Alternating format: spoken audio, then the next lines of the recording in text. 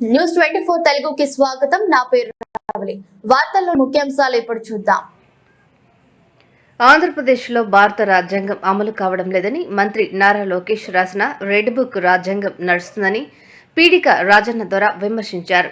కాబట్టి ప్రధానమంత్రి, రాష్ట్రపతి, ఆంధ్రప్రదేశ్ గవర్నర్, హైకోర్టు ప్రధాన న్యాయమూర్తిని, అలాగే సుప్రీంకోర్టు ప్రధాన న్యాయమూర్తిని ఆంధ్రలో రెడ్ బుక్ రాజ్యాంగాన్ని నిర్మూలించి భారత రాజ్యాంగం అమలు చేయాలని వేడుకుంటున్నామన్నారు.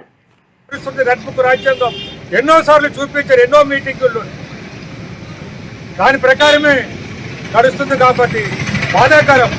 ఈరోజు రాజ్యాంగ దినోత్సవం రోజు కూడా ఆంధ్రప్రదేశ్లో నడుస్తున్న రెడ్ బుక్ రాజ్యాంగం గురించి మాట్లాడడం బాధాకరం, విషాదకరం.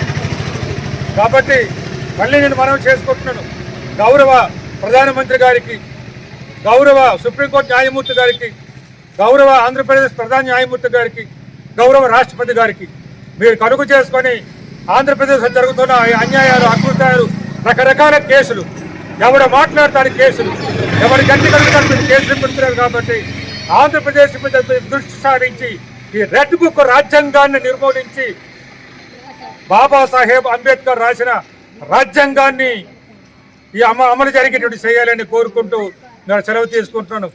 జై భీమ్.